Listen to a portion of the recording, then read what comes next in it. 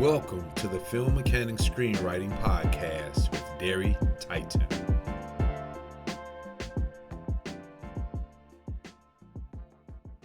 Hey, what's going on? This is the Film Mechanic Screenwriting Podcast with Derry Titan. And today we got none other than the great Marquis Nave with us today. What's up? What's up, Marcus? How you feel, bro? Oh, man, I'm blessed. I'm good.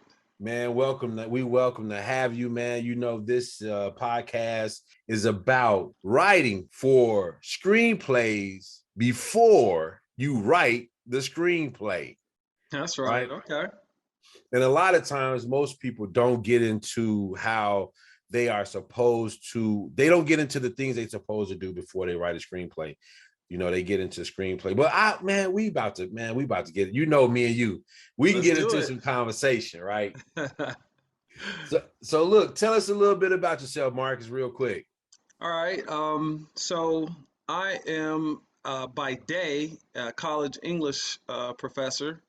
I teach at the local community college. I've been doing that for dang near 20 years. In 2023, it'll be 20 years since I've been teaching college English. About 5 years ago, I had this voice that just said, try screenwriting. And for whatever reason, it just said, click, you know, that aha moment. And I had to learn screenwriting. You know, I got my master's in fine arts in fiction writing, short story. So I've already had the creative, you know, background and training. But and I took a couple screenwriting classes in college in my major, but they didn't have, I don't think they had a really good program at Cal State Long Beach. So I had to, you know, get that learning curve in real quick. So I studied. I'm looking at all these books here that I have, and I just read and then I wrote. So when the advice in the books were, you know, you need to write and, you know, you need to understand structure and all those things, I paid attention. I took notes. You know, I studied. And then, you know, I just kept writing. And then 5 years later, you know, I have a good portfolio and I think I'm ready to, you know, put my hat in a race and see what's up with the screenwriting world in Hollywood. Yes. So look, one of the reasons why I brought you on to the show, Marcus, was because you've been teaching creative writing for 20 years. And one of the things of it is a lot of times you mentioned something, and that was structure. And a lot of writers don't do structure, or they don't use structure. So is structure important? Absolutely, because the audience has expectations. Even though they might be unconscious, there's expectations in a story that have been set up from time immemorial. And, you know, we all know the books, the Aristotle, the, what's the other brother that wrote this? Sid Fields. Yeah, there you go. Sid Fields, And all screenwriter. of that stuff. And then all the other books that came after, you know, regarding structure. But you have to do, to me, two things. You have to sort of meet those expectations, but you have to meet them in a surprising, entertaining, emotion-provoking way.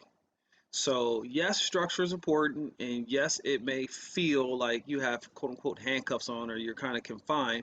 But honestly, I think that a true screenwriter honors structure, but just brings his or her own flavor to it. Mm-hmm. So when you mentioned about like the books, right? The books, and you mentioned Sid Fields. So favorite book to read, like what was the book that like grabbed you for screenwriting? What's the first one that like really touched you? You know, this is, I know this is going to cause ripples in the screenwriting world, but whatever. But the first book that I felt like I learned something from was Save the Cat. Mm-hmm. You know, Save the Cat is, you know, and I just read, it wasn't written by the guy that wrote Save the Cat, but I guess one of his affiliates, and he wrote a screenwriting book for television, and it's really good. But Save the Cat really kind of gave me a sense of structure. And I know it's for some people a paint by the numbers type of book, but for new screenwriters who are just coming in, I think it's a good place to start. Now, obviously, it's not, the Bible of screenwriting, but it was very helpful. I'd say Save the Cat, and then I would say the one that taught me the depths of screenwriting and structure would be The Anatomy of Story. Hmm. Those two books, I think, really advanced me. There's a few others that I like, but those two, I think, I go back to again and again for the advice. So and one of the things of it is like, and may he rest in peace, Blake Snyder for Save the Cat. There you go. Yeah. One of the things of it is with Save the Cat was I slander on Save the Cat is pretty much those individuals who want to buck a system, right? They want to buck the system. If I said build me a car, you're gonna give me a body and four wheels. If I say build me a house, you're gonna pretty much create it where it's four walls or circular walls, or it's gonna be a wall and a covering and a foundation in order for all that to stand on. So coming into screenwriting, you need that foundation. You need those four wheels in that body. Yes. You know, you need those. You understand what I'm saying? So that is a great place to start. The truth of the matter is you could almost pretty much watch any movie and follow the structure of Save the Cat to that movie. Yep. Now it doesn't fit every movie, No. but for the most part, in general principle, there's hundreds of movies that have been wrote and produced and put in theaters, and now it's sitting on our streaming networks, sitting in our DVD and VHS libraries from that structure. Yep. You understand what I'm saying? So that's the one thing I try not to get into. Have you so when you so let me so just tell me this, right? Since Yeah. we're talking about that, do you use Save the Cat structure in your writing? Um, yes, I use, we have, the setup, you have the inciting incident, you got the midpoint, you got the all is lost. So, yes, those are cornerstones and the foundation of structure for me. So, yes, I definitely do. And Mm-hmm. then again, like I said, the depth of taking things in the depth and so forth, that then I wrote out my own template based on Save the Cat slash the Anatomy of Story. So I created my own story template. So every time I write a screenplay, I use that template. And then I, go through the process that I go through to write. But yes, Well, absolutely. I'm really really excited that you said that. Like, I mean, I'm like sitting over here thinking to myself, like, yo, like he gets it. So what you did was you took Blake Snyder's structure and John Truby's structure of his Yes. 22 building blocks, and you Yep. put them together and you created a three-act structure of your own to kind of follow, because they're both, they're synonymous to each other in a way that they kind of formulate. You're looking for certain things to happen, within the first act, second act, or if it's broke down into four acts, second, two act A and two act B and the third act. So you're Right. looking for certain things to kind of like, and I think that's the thing where a lot of writers, a lot of screenwriters get caught in thinking that you have to just use the structure as is. I'm so glad you mentioned that, because that's an intangible that a lot of writers don't understand. Like, being able to come to be able to blend the actual structures to create your own structure, Yes. Yes. your I'm own. serious about this game. When I started it 5 years ago, I made this promise. I said that I won't quit. I won't quit no matter what, no matter how long it takes. I won't quit. So that was one. And then two, I'm going to master this thing. Mm-hmm, mm-hmm. Whether I make a whole bunch of money or a little bit of money, I want to master this thing. So what does that mastery look like, in terms of? I think the mastery to me would look like this: consistently creating emotionally provocative scripts, because people go to me to the movies or watch TV to go on a roller coaster, to go on an emotional roller coaster.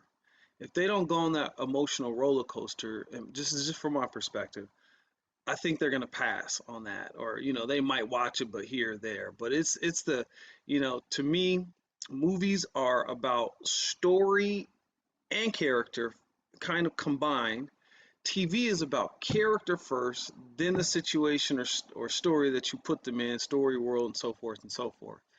But both, no matter which one it is, no matter which discipline, you're still talking about making the reader of your script and then the audience, when they watch it, feel something throughout Mhm. the show. So when I'm able to consistently do that, and I think too, there has to be a recognition, like in Hollywood, like I'm someone that they can go to consistently to produce this, this, and this. So that to me is what mastery. And buy my house up in Palos Verdes with that money that they paying would be mastery. So yes, sir, man. So look, I know you early in your journey, Yep. and I know you have, like, you know what I'm saying. We both have a lot to learn in this journey. Every screenplay is different, but what have you learned? In terms on this journey to become a career screenwriter. What's the nugget of wisdom that you've learned that you are carrying with you everywhere as you go? I think what we just discussed, you need to have a personal purpose for writing. Um, if it's money, that's fine. Make your money, do your thing. But it's gonna bleed into your screenplays, what you're about, what kind of writer you are, the quality, the care, the concern, the focus of it. That's gonna bleed out. But I would say have that purpose, have that individual inspired purpose, and if you truly are serious about screenwriting, again, I'm early in my journey, it's only been 5 years, but you got to start with the marathon mentality. This is a marathon. Some people might be saying bolt up in here and get, like you said, in 3 years on a TV writing staff. Yay for them. But the average person that's in screenwriting, and the reason is because the field is so flooded. Everybody's a screenwriter. To get to a play or a story that's gonna make a studio or production company money, it takes a lot of time and a lot of people to find that. So you have to be patient. So have the mentality of a marathoner, not a sprinter. Yeah, that marathon, man. Yeah, the marathon. So look, Yes. the marathon. That's all I can say, Marcus. Look, it is a marathon. It is a marathon. It is not something that is going to go very, very fast.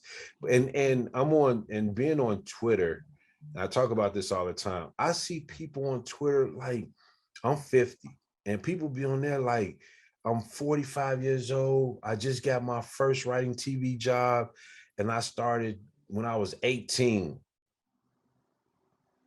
And all you got to do is just stay in the middle of it.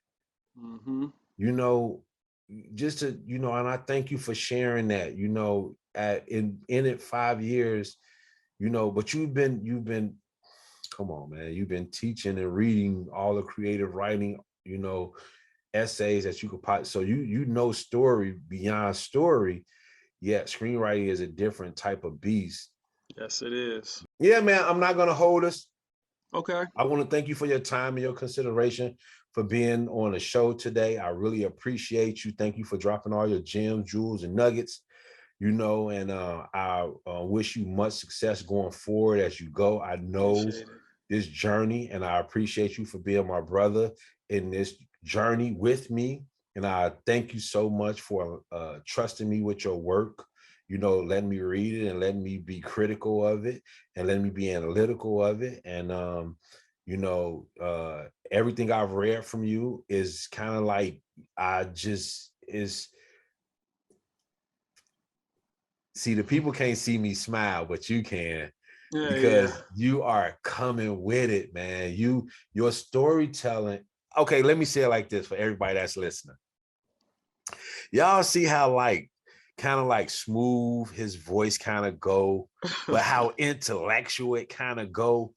Okay, throw some gangster grit in there with that smoothness and that intellect, and that's what you get in his writing. So his writing is so synonymous. It's kind of like how I write as well. So I get it, I understand it, and that's how. So So that's what you get from a teacher who's been teaching 20 years, grew up in the LBC. And when you read his work, you see those two components kind of, mesh together. So real quick, Marcus, where can we find you at, man? Where can we find you on social media? So Instagram and Facebook, you can find me at ScreenwriterDad.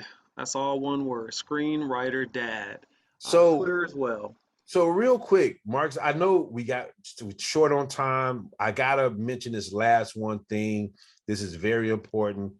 Marcus has a podcast called ScreenwriterDad. That's basically it. He has a podcast called ScreenwriterDad. It basically talks about screenwriting just like this. I think anyone should, and it's about, look, fathers who are screenwriters, and the journey we take being fathers and the journey we take in terms of writing and how we take those journeys. So check that out. I'm gonna post that so people can actually go to his podcast and listen to it. Marcus is on a movement to try to bring as many screenwriter fathers together. I thank you for inviting me to your podcast, and thank you for doing this. Absolutely. So, man, we appreciate you. Thank you, bro. So for everyone that's out there, we appreciate your support. Be sure to leave a review and a comment and share with your closest screenwriting friends. Stop by www.dairytitan.com for the Film Mechanics Screenwriting Workbook. And we'll see you next episode. Have an awesome, awesome, awesome day. Peace.